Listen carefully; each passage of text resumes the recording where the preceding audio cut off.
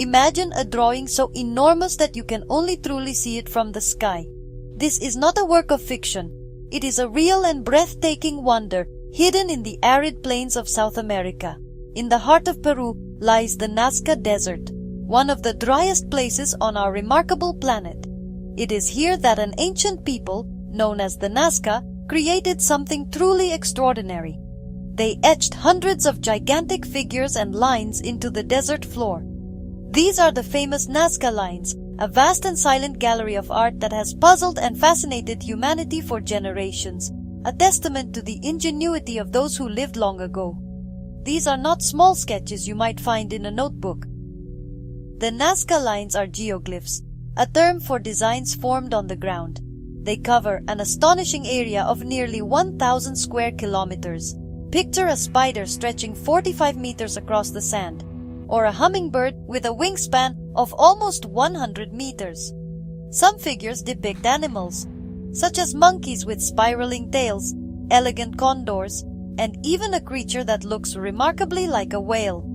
Others are simple but perfect geometric shapes, immense triangles, long trapezoids, and straight lines that run for kilometers, crisscrossing the landscape like ancient mysterious pathways. From the ground, these lines are almost impossible to recognize.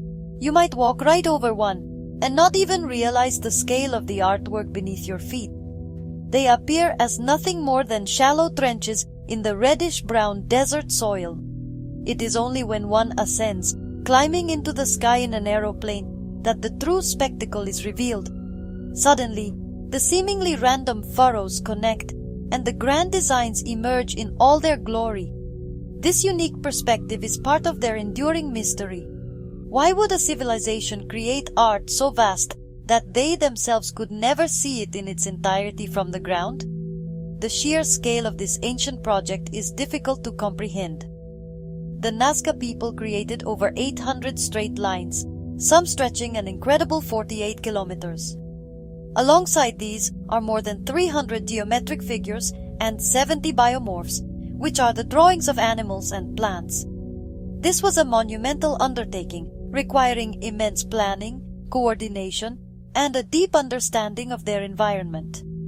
The Nazca lines are not just drawings, they are a landscape transformed, a colossal message etched into the very surface of the earth, waiting patiently for centuries to be discovered and wondered at by future generations like our own. How did an ancient culture, without the benefit of modern technology, create such precise and massive figures? The method, it turns out, was wonderfully simple, yet brilliantly effective. The surface of the Nazca Desert is covered in a layer of reddish-brown iron oxide-coated pebbles.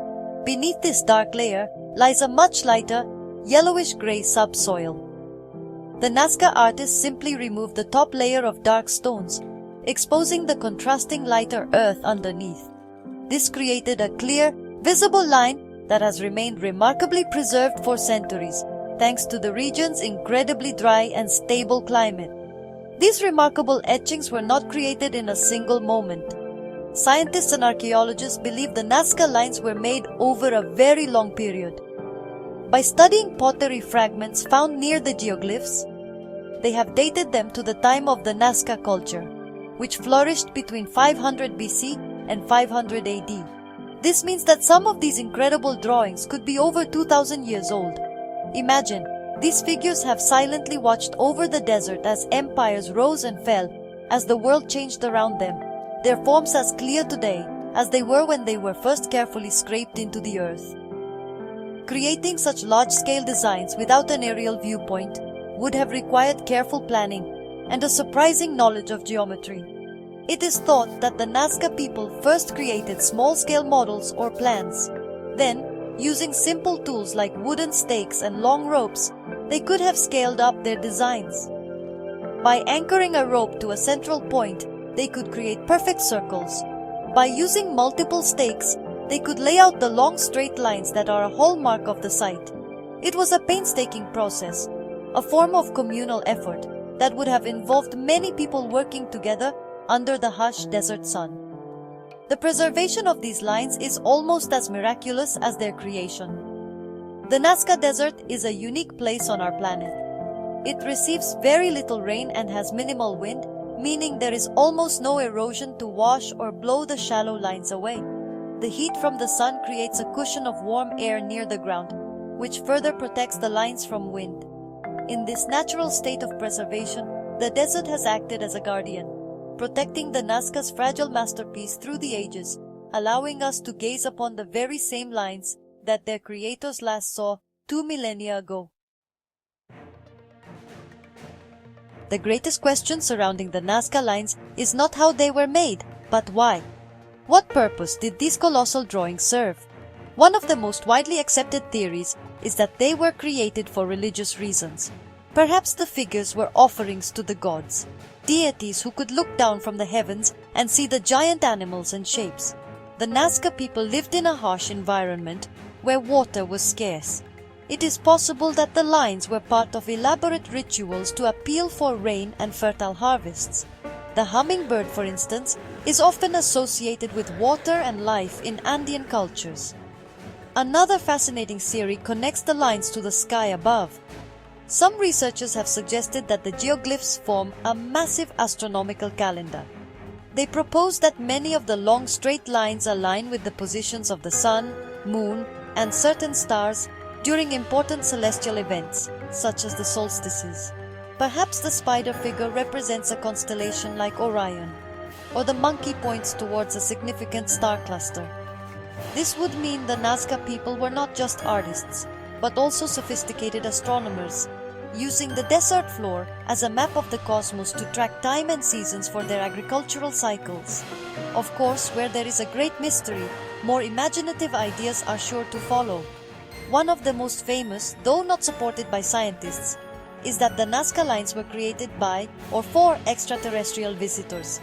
Proponents of this idea suggest that the long straight lines could have been runways for alien spacecraft. The large figures, they argue, were signals to welcome these visitors from other worlds. While it is an exciting thought, there is no evidence to support this claim. The ingenuity and skill of the Nazca people themselves provide a far more compelling and very human explanation for this incredible achievement. It is also possible that the lines served a more practical, earthly purpose. Some archaeologists believe they were pathways or circuits that were physically walked upon during religious ceremonies and processions. Different family clans might have been responsible for maintaining specific lines or figures, walking them as a way to connect with their ancestors and the sacred landscape. In this view, the geoglyphs were not just to be seen from above, but to be experienced from within, a giant walkable temple under the open sky. The truth may be a combination of all these ideas, a complex tapestry of belief we are still trying to unravel. Today, the quest to understand the Nazca lines continues with renewed vigor and new technology. Scientists are no longer limited to viewing the lines from aeroplanes. They now use satellite imagery and drones to map the site with incredible precision. These modern tools are helping to discover new, fainter geoglyphs that have been missed for decades, hidden by erosion or simply too subtle to spot with the naked eye. Each new discovery adds another piece to the puzzle, deepening our appreciation for the scale and complexity of what the Nazca people accomplished so long ago without any of our modern advantages. This ongoing research is helping us understand not just the lines themselves, but the people who made them. By studying the environment and the patterns of the geoglyphs, scientists can make educated guesses about Nazca society. The figures might tell us which animals were important to them, while the geometric shapes could hint at social structures or territorial boundaries. The lines are a direct link to this ancient culture, a silent storybook waiting for us to learn its language. They remind us that even without a written language, a civilization can leave behind a powerful and lasting legacy for all of humanity.